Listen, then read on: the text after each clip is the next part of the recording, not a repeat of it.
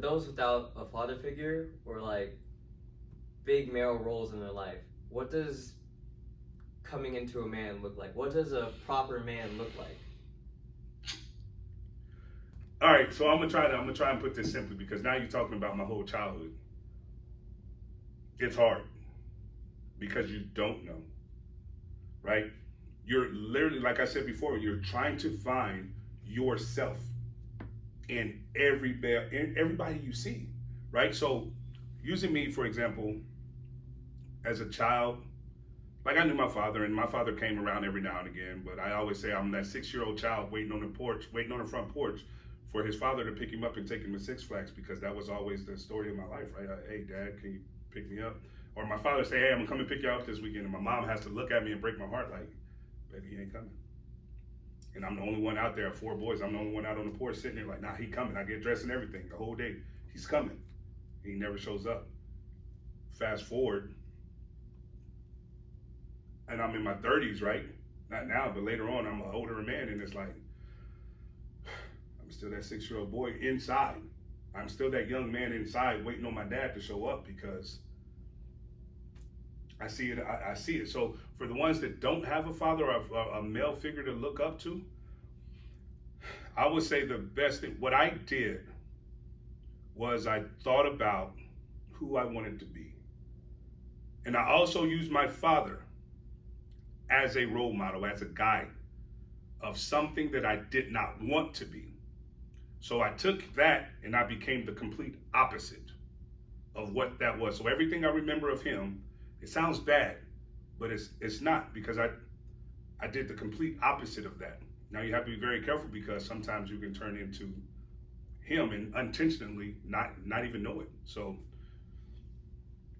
identify, it's you you'll eventually find someone, right? Because but it's hard because you grow up just. Have you ever seen a blind person walk? Yeah. How do they walk? How do a blind person get around? They have, well, it's things that system. Mm-hmm. So you see the little, like the little guide, the stick, Yeah. right? You see how sporadic the stick move. That's what a young man looking for a male role model. That's what it looks like. In the minute it touches something, it lets me know that something is there. Now, I'm not going to say all the way, use that example all the way as a blind person in the sense of once it touches something, it walks away because it knows it's something there, so I need to walk the opposite way. But if you touch something, it's like, okay, almost like a magnet. Now it's like, all right, I'm looking, boom, this stuck. So I'm in that direction. You have my attention. And if I really like what I see, because I really don't know myself, I'm going to follow whatever that guidance is.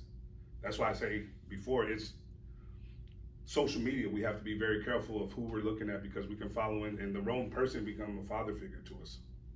So, and for everybody that's out there that got social media pages that's probably about to watch this, hey, take that challenge. Just understand, there's young men watching you. There's young people looking up to you. So we're responsible for that too, right? It takes a village.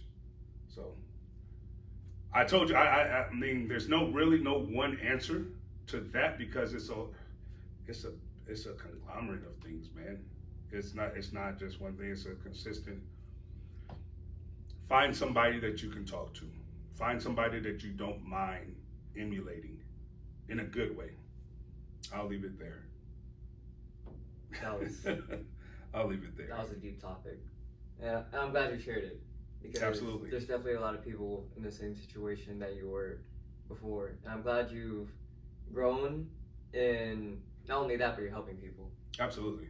So that's the most beautiful thing, at least a child can have, because learning is, even though some people may dislike it, it's learning is the best thing that you can have. And as maturity dawns upon you, you're gonna learn that learning is a beautiful thing. It is. I always said I don't like school. I'm not a big fan of schools, for instance, curriculum, but I am a huge fan of education. But yeah, man. And this is really how this starts, right? The older generation passes down to the younger generation, but the right things, right? Like having the mindset and being able to have the discussions and being able to have the topics. Like, okay, hey, I can go talk to people about this, because when I was coming up, it's don't talk while other grown men are talking.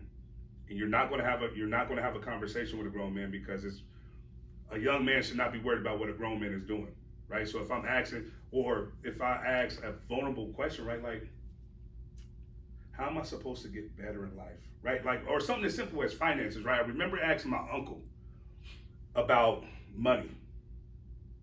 He was like, "What you worried about money for? You too young." That was the end of the conversation. And I was like, okay, so I guess. So it's a good thing for this to happen, right? Because that's how stigmas get broken. That's how we learn who we are, right? A young man doesn't know who he is if he doesn't have an elder man to tell him who he is, or to show him, right? It's a saying, right? Or I say it all the time. I don't know if it's the saying. It is now, because I say it. In order to understand where you're going, you have to know from whence you came. So if I don't know my past, if I don't know my history, if I don't know what type of man I'm looking to be, because you can identify what type of man you're looking to be by looking at the generation of men that came before you. And if you don't like what you see, be the complete opposite. It's okay to be the complete opposite of what you don't like. So that's that. Yeah, it's been a journey, man. It's been fun though. You know, like, my mom taught me everything I know. That's outside of the men that happened in my life. And it happened over a time. I had like multiple guys that I looked up to as father figures, in a sense. Actually, my recruiter in the Marine Corps, shout out to Master Guns Higginson, retired. He was one of the major keys in my life. Like, before I joined boot camp, like, he was one of the major keys. If it wasn't for him, I probably would have never found the Marine Corps. And that's facts. Like, yeah, if it wasn't for him. So I looked at him as a father figure. So yeah. So I noticed we talked about education, learning, all of that type of stuff. But I heard video games, definitely, because that's it's more than that. It's how parents look at their children, really. Mm-hmm. So as a child, like, everyone obviously wants to do their own thing. So playing video games is one definite big thing. But I don't think people realize it's just one thing that kids really just go to like really express themselves and have fun. Mm-hmm. But I feel like entertainment is something that people just use to either get away from something or just something to work towards, because it's the same as going to the gym. It's gradual improvement and a goal. It really gives you a goal. Yes. But obviously, it's not something that's gonna benefit you outside of life. But how do people move towards their goals as a child right now? Because video games is like one experience, but how do I try to find other experiences outside of that? How do I find my goals? And how do I just experiment and find experiences that will benefit me in the future? Think about what motivates you. A young man left to his own devices will do exactly what he wants to do when he wants to do it. Again, this goes into outside influences, right?